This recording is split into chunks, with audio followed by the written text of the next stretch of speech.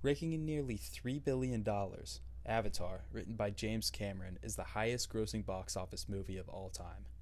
Because the film attracted so much attention around the world, the theme of good versus evil can be very effectively communicated in a critique of American culture, highlighting greed as the biggest flaw of how America came to be. In the film, humans become part of an alien society called the Na'vi through alien human hybrid bodies called avatars. While some have intentions to coexist with, love, and teach the indigenous, others take advantage of the rare resources the unique planet has to offer, whether the inhabitants of Pandora like it or not. While the movie may at first just seem like an action-packed plot with a compelling love story, it can be a very valuable reflection of the faults in our actions today. In the movie, Cameron uses the three rhetorical appeals to exhibit a metaphor for ethically flawed practices of westernization in America's history, striking a cultural nerve through a modern parallel to the treatment of indigenous people of America. Most evidently, James Cameron uses an emotional appeal to emphasize the struggles on the receiving end of a violent, forced cultural transition, like those experienced by the Na'vi and the Native Americans. In the movie, Cameron employs the tactic of human-to-alien connection in order to make the viewer more sympathetic with the pain of the Na'vi people. This is valuable in the sense of the metaphor because it influences the audience to draw on similarities of the troubles experienced by movie characters and those experienced by people in America's past. The appeal of sympathy used by the writer can be seen through developing human-to-alien relationships throughout the movie, such as human avatar Jake Sully falling in love with Na'vi princess Naitri.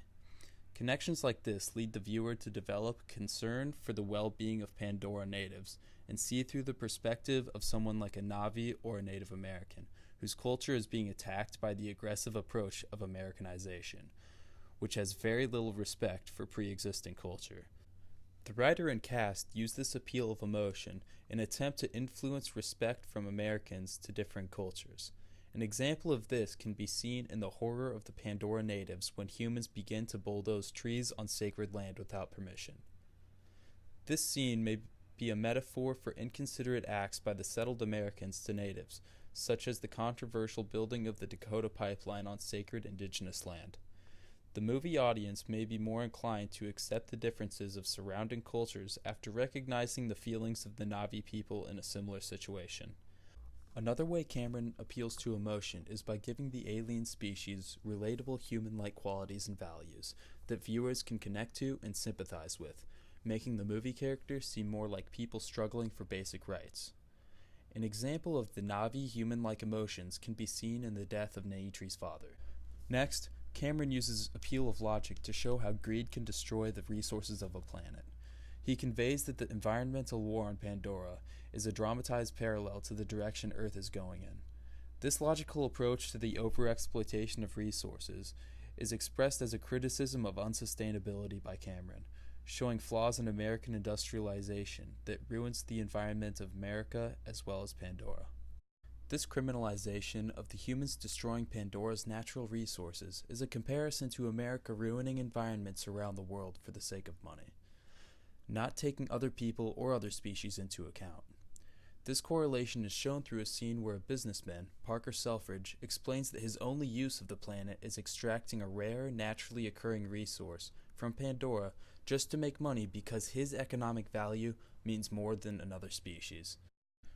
The real-world implications of the scene appeal to Logos because Cameron wants the audience to analyze the consequences of our quickly evolving industrialized society.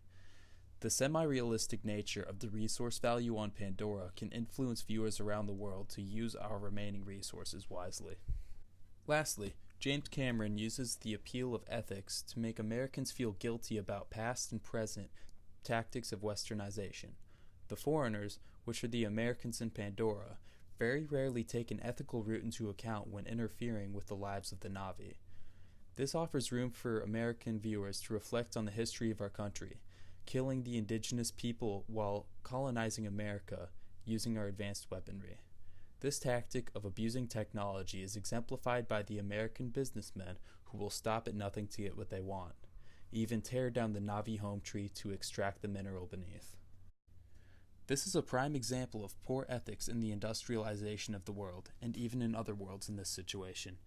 Cameron criticizes the tactics used to make money in both Pandora and America by showing that the lives of others mean nothing if they stand in the way of money. By using the appeals of ethics, logic, and emotion, James Cameron produces Avatar with an effective metaphor that criticizes Americanization and Westernization, which produces many parallel features between the fictional world of Pandora and the real world of past and present America. This can be hidden within the plot of the movie, but is clear at some points that America is flawed in practice of unethically making money and destroying pre-existing cultures. This is shown through the human-like feelings of the Na'vi and the backwards logic of the Americans in the movie. Because the film is so popular, it is easy to access the audience and get a message across to viewers in a subtle way that avoids controversy, but puts our flaws in a different light for us to interpret ourselves.